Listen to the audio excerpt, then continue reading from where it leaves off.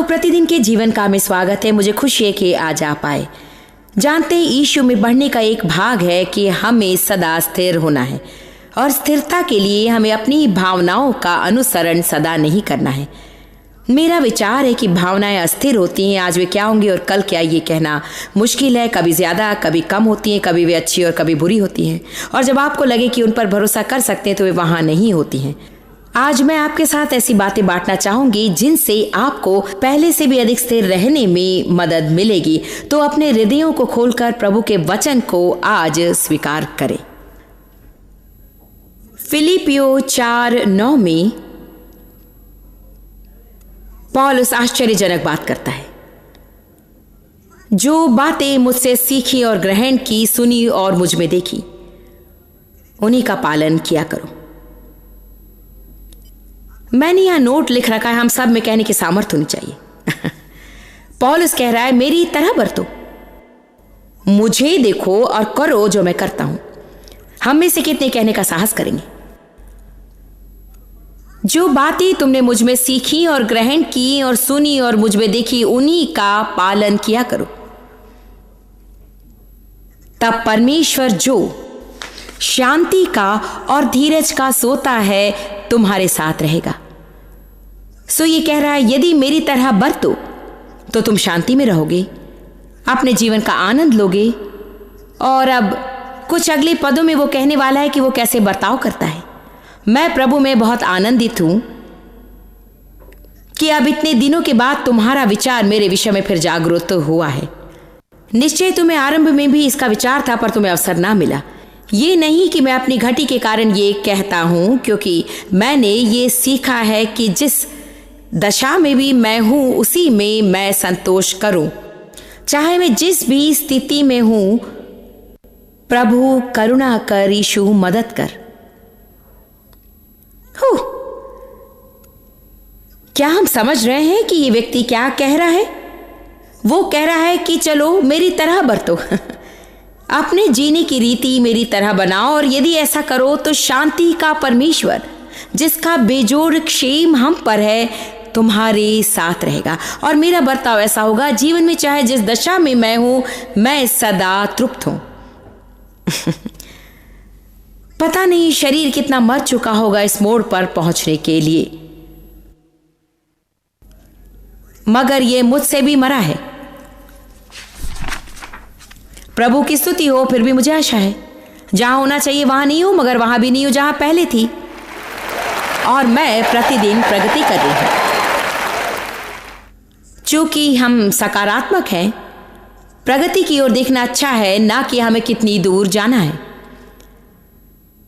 तृप्त का अर्थ ये नहीं कि आप बदलाव नहीं देखना चाहते। तृप्त का अर्थ है कि आप अब संतुष्ट हैं, ये जानते हुए कि जहां आप अभी हैं वहीं अंत तक नहीं रहेंगे, और ये भी कि प्रभु भी कार्य कर रहा है, परंतु आप इतने सिद्ध हो गए हैं कि जब आप अपनी राह पर है जिससे अपनी मंजिल तक पहुंचने वाले हैं, आप में इतनी सिद्धता अवश्य है कि आप इस घड़ी को नष्ट नहीं होने देंगे, आप इस घड़ी का आनंद लेंगे। और यही हम खो देते हैं। बस यहीं पर वो चीज है जिसे हम खो देते हैं, क्योंकि प्रश्न ये है कि कब।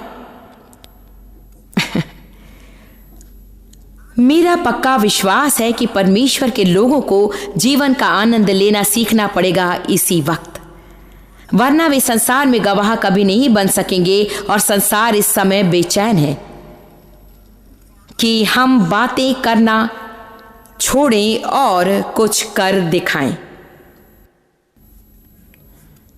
यूहन्ना 10:10 कहता है, चोर आता है चोरी करने, घात करने और नष्ट करने, मैं आया कि तुम जीवन पाओ और आनंद लो। अपने जीवन का किसी और का जीवन ना मांगिए, और अपने जीवन का आनंद लीजिए। लोग क्या चाहते हैं? मुख्य बात यह है कि आप यात्रा का आनंद लेना चाहते हैं। यूहन्ना 10:10 की ये बात आश्चर्यजनक है कि मैं आया कि तुम जीवन पाओ और जीवन का आनंद उठाओ। वो इसलिए नहीं आया कि हम स्वर्ग जा सकेंगे, मगर उसकी इच्छा है कि हम यात्रा का आनंद लें। मुझे लगता है कि अधिकांश लोग बीमार हैं, असुखी हैं, इसलिए मैंने हमले का फैसला किया। आमीन।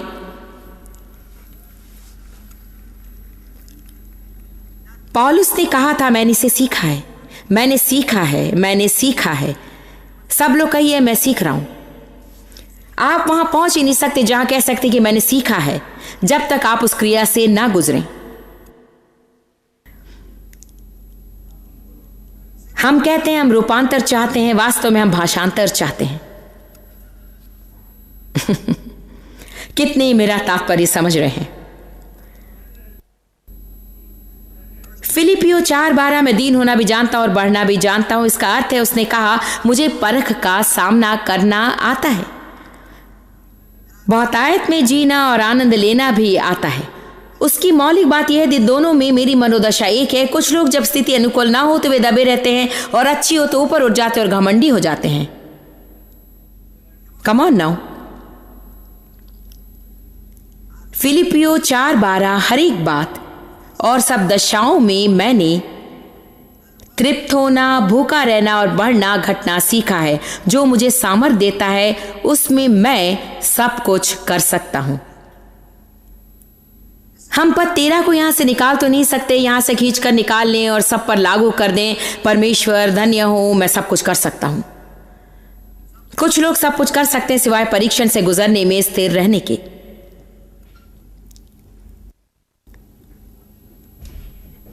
वे सुपरमैन की तरह बड़ी बड़ी बिल्डिंगें फांद सकते हैं, पर उनकी राह पर आने की हिम्मत नहीं है ना। संसार इस तरह है। देखिए, हम कुछ दोस्तों के साथ लॉस एंजलिस में ड्राइव कर रहे थे और ड्राइवर ने गाड़ी शायद गाड़ी जहां रोकनी थी वहां से जरा सा वो आगे हो गया और शायद बहुत ही थोड़ा सा, और एक महिला के वो आड़े हो गया और उन्हें जरा सा घूमकर ड्राइवर के आगे होना पड़ गया। और देखिए तो वो तो यूं हो गए और मैं तो ऊब गई हूं देखते देखते कि कैसे कैसे लोग कैसी बेवकूफियां करते जब कोई जरा सी भूल कर बैठता है। देखिए, मैं इससे और साफ कैसे बता सकती हूं। बात यूं है, सब कुछ आपके बारे में नहीं है हम सबको आपकी सेवा के लिए नहीं जीना है। क्षमा कीजिए, मैं आपकी राह में जरा सा आड़े आ गया और आपको जरा सी तकलीफ उठानी पड़ रही है, परंतु मैं निष्पन्न नहीं हूं।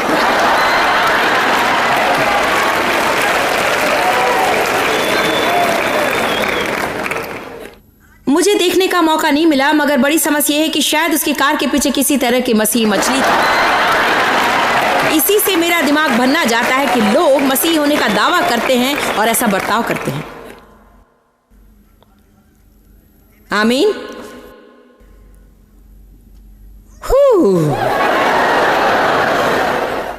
आप समझ सकते कि मुझे दूरी तय करनी नहीं। एक बात जानते, मैं उसके लिए क्षमा नहीं मांगती, वो धर्मी क्रोध। परमेश्वर चाहता है कि हम उस तरह के बर्ताव पर क्रोधित हों, उस व्यक्ति पर नहीं, मगर बात यूं है कि कम ऑन, मार्क की बौखलाहट।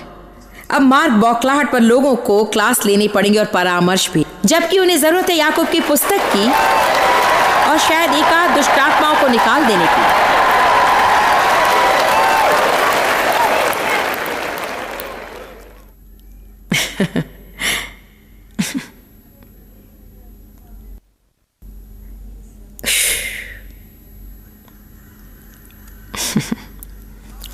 धन्यवाद। अब याकूब के पास वापस हम इस सप्ताह याकूब के साथ बहुत सा समय बिताएंगे।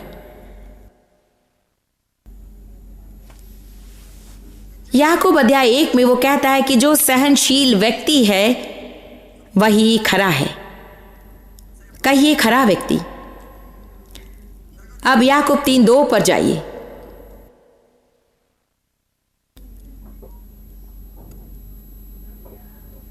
याकूब 3:2। इसलिए कि हम सब बहुत बार चूक जाते हैं। जो कोई वचन में नहीं चूकता, जो कभी गलत बात नहीं बोलता वही तो सिद्ध मनुष्य है, अर्थात वो पूर्ण रूप से सिद्ध है और खरा है। यहीं पर वो खरी चीज सामने है। सब हम जानते हैं कि यदि हम परीक्षणों में सहनशील हों, हम खरे किए जाते हैं, और यदि हम मुंह से एक भी गलती ना करें हम खरे किए जाते हैं।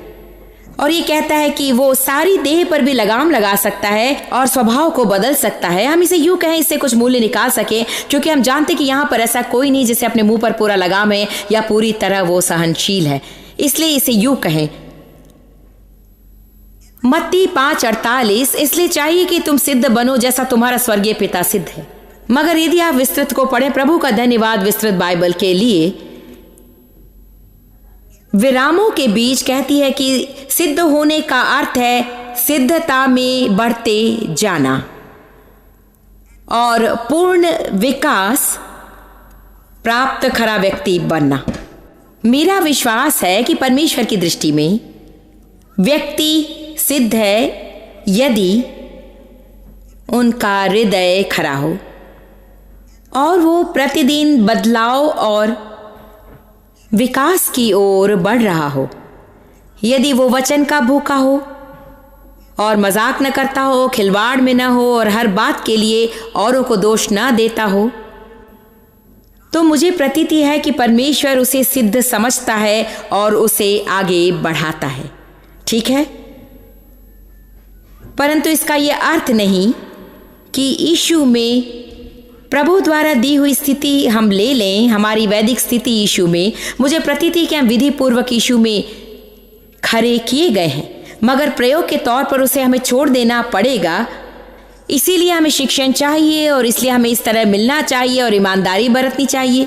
प्रभु का धन्यवाद, हमें अभिशस्ती में जीना नहीं पड़ेगा। हम इस प्रकार का शिक्षण सुन सकते हैं जो कि कठोर है, अर्थात वचन प्रचार की छुरी जो हमें अच्छी लग सकती है। यूं सोचे, हाँ आ जाओ और बरसाओ, क्योंकि हम अभिशस्त होना नहीं चाहते। हम कह सकते कम ऑन, अपने जीवन की खराबियों को मैं जानना चाहता हूं, अभिशस्ती तक नहीं, मगर इतना कि मुझे प्रकाशन मिले और मैं आगे बढ़ूं। सो वो यहां कह रहा है, यदि हम सहनशील ना हो तो आत्मिक सिद्धता का वो स्तर नहीं मिलेगा जो परमेश्वर चाहता है। मैं पूर्ण रूप से सहनशील नहीं हूं, इसलिए इस क्षेत्र में मुझे बढ़ने की जरूरत है। और मुझे याकूब पढ़ने से मदद मिलती है, क्योंकि यह मुझे याद दिलाता है, जॉयस, केवल सहनशील होना ही पर्याप्त नहीं। ये कहना बिल्कुल पर्याप्त नहीं कि ठीक है, इस क्षेत्र में मैं सचमुच दुर्बल हूं। आमीन, शायद ये सच है, मगर इस दिशा में मुझे जुटे रहना है। असफल हो तो अभिशस्ती की जरूरत नहीं, मगर मुझे लगे रहना है। फिर भी यदि मेरे मुंह में समस्या हो, जो कि है आमीन, तो मुझे अभिशस्त नहीं होना पड़ेगा और ना ही इसे हल्के रूप से लेकर कह सकती, हाँ जी आप जानते हैं। मेरे मन में पश्चाताप होना चाहिए और मुझे समझना पड़ेगा कि यह कितना महत्वपूर्ण है, क्योंकि मुंह के बारे में यह चीज बहुत ही महत्वपूर्ण है, क्योंकि उसने कहा कि यह उसकी देह को नियंत्रित करता है और स्वभाव को पूर्णतः बदलता है। आप यदि इसका शीर्षांश पढ़ें, आज वहां नहीं जा रहे हैं, हम इसे पढ़ेंगे जब हम मुंह वाले संदेश को करेंगे। मैं नहीं बताऊंगी कि कौन से सत्र में मैं इसे करूंगी, मगर शीर्षक होगा हमारी छोटी से छोटी बड़ी समस्या। इसके कहने का मौलिक तात्पर्य यह है कि हमारा भविष्य हमारी बातों पर आधारित होता है। आप कहेंगे मेरा भविष्य प्रभु पर आधारित है। हाँ अवश्य, मगर आपको परमेश्वर से सहमत होना है। हमारी तो समझ ही में नहीं आता कि हम कितनी हानि अपने को पहुंचाते हैं गलत नकारात्मक स्वीकृति द्वारा। आमीन। और मुख्य बात तो यही है। एक बात बताती हूं, जब आप अंदर आते हैं और इसका अध्ययन करते हैं तो कम से कम थोड़ी देर के लिए आप सीधे हो जाते हैं। एक बात और बताती हूं, इस सप्ताह मेरे बर्ताव पर याकूब का प्रभाव रहा। आश्चर्य की बात है कि कितनी बार मैंने कुछ बोलना शुरू किया फिर नहीं बोली, क्योंकि ये वचन मुझ में ताजा था और इसीलिए हमें सदा इसकी जरूरत होती है। जिस तरह के व्यवहार की हमसे आशा की जाती है उसकी कोई संभावना नहीं यदि हमें परमेश्वर के वचन की बड़ी मात्राएं ना मिले। वचन ही हमें नियंत्रित रखता है यही हमको सामर्थ देता है अपना कर्तव्य करने की। इसे हम जानते हैं मगर वचन के बिना भूल जाते हैं। परमेश्वर का वचन वो दवा है जिसकी जरूरत है हमारी आत्माओं को। याकूब यही बता रहा है अध्याय 3 में, यदि तुम्हारे मुंह पर कोई लगाम ना हो तो तुम असिद्ध हो। पौलुस ने कुरिन्थियों से भी यही बात कही। उसने कहा तुम बालक हो, तुम्हें मांस नहीं खिला सकता, तुम्हें दूध पिलाना होगा, और मैं इसे इसलिए जानता हूं कि तुम बातें करना नहीं जानते। उत्पत्ति 17 में प्रभु ने इब्राहिम से कहा मेरी उपस्थिति में चल और सिद्ध होता जा। आप जानते हैं इब्राहिम की प्रतिक्रिया क्या थी? बाइबल कहती है कि वो मुंह के बल गिरा प्रभु के सामने। केवल ये नहीं मैं कोशिश करूंगा, मगर वो मुंह के बल गिरा प्रभु के सामने, प्रभु मेरी मदद कर। हम कोशिश बहुत करते हैं और विश्वास पर्याप्त नहीं। हम कोशिश बहुत करते हैं मगर प्रभु के साथ समय बिल्कुल नहीं बिताते। सही कर्म करने के लिए सामर्थ कहां से मिलेगी? प्रभु के साथ समय बिताओ। याकूब की समझ में आया कि उन दिनों चर्च असिद्ध था, और याकूब की पुस्तक में 5 विशेष क्षेत्र संकलित किए उसने। नंबर 1 था कि वे संकट में असहनशील थे। इससे उसे पता लगा कि वे असिद्ध थे। नंबर 2, याकूब 2 पद 14 में कहा गया है और हम उसे देखेंगे।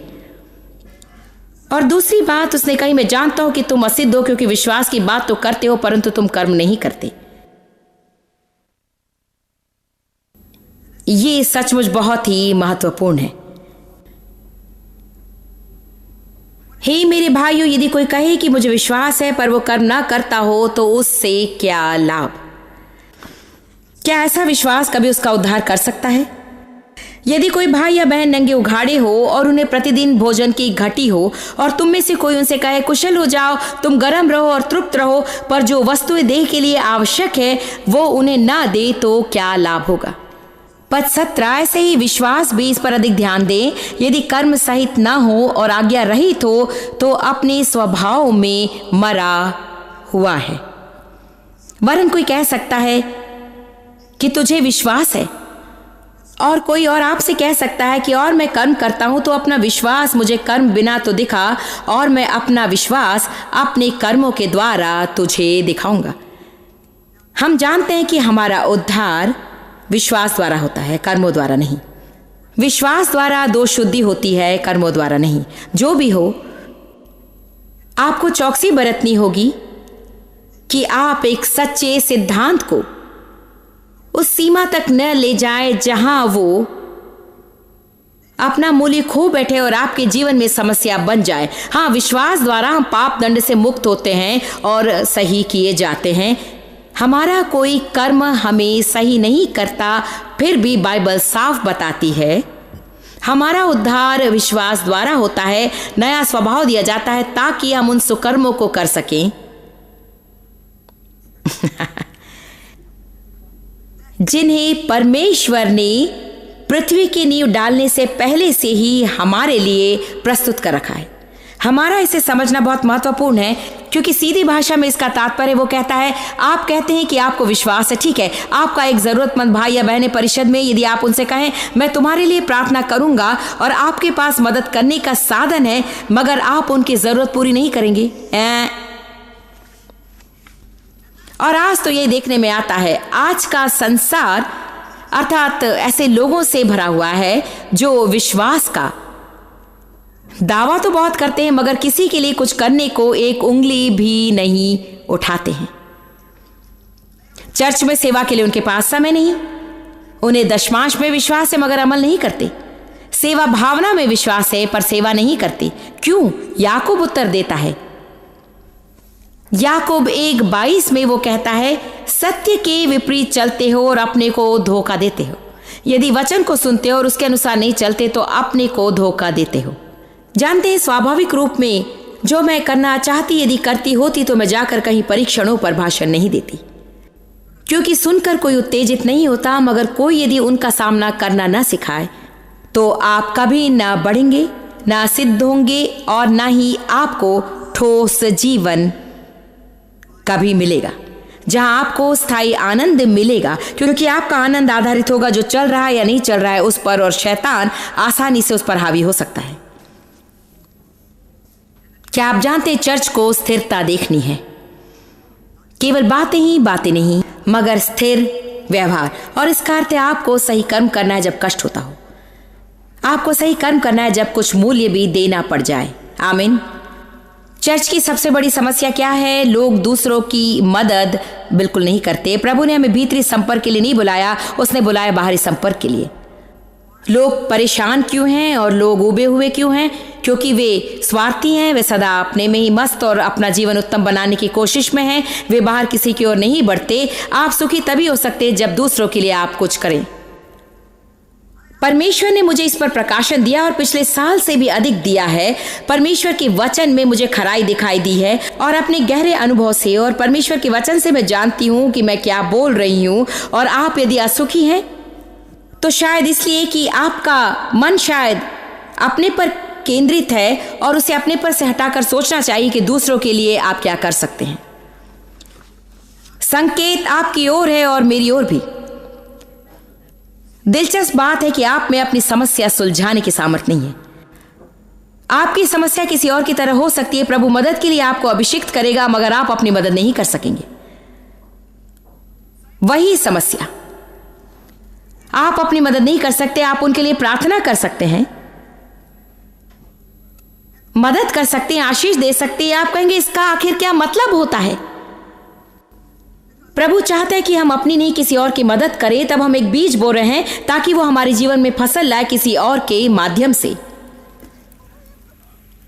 क्या आप जानते कि हम मंडली हैं विश्वासियों की?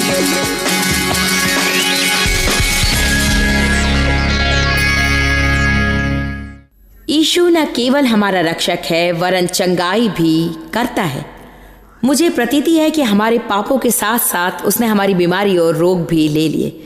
मैं बता नहीं सकती कि क्यों कई लोग बीमार हो जाते हैं और न ही ये स्पष्ट कर सकती हूँ कि क्यों लोग पहली बार प्रार्थना करने पर चंगाई नहीं पाते। लेकिन प्रार्थना करने के लिए मैं समर्पित हूँ और चाहे आपको मेडिकल सुविधा मिल रही हो, मेरा प्रोत्साहन है कि आप अपना विश्वास उन्मुक्त करें और प्रभु को आपके शरीर पर कार्य करने दें, क्योंकि प्रभु आपको अलौकिक रूप में छूना चाहता है। स्वाभाविक चीजों के द्वारा वो हमें अलौकिक रूप से छू सकता है। आप में से कईयों की समस्या है जिसका कोई स्वाभाविक इलाज नहीं है और आज आपको प्रभु का स्पर्श चाहिए। चाहे आपको सर दर्द हो या आपके पाँव के तलुओं में दर्द हो या आपको कैंसर की बीमारी हो, मैं आज अपना विश्वास उन्मुक्त करके आपकी चंगाई के लिए प्रार्थना अवश्य करूंगी। हे पिता, हम यीशु के नाम से तेरे पास आते हैं क्योंकि तू भला है। तेरा धन्यवाद कि तू भला है।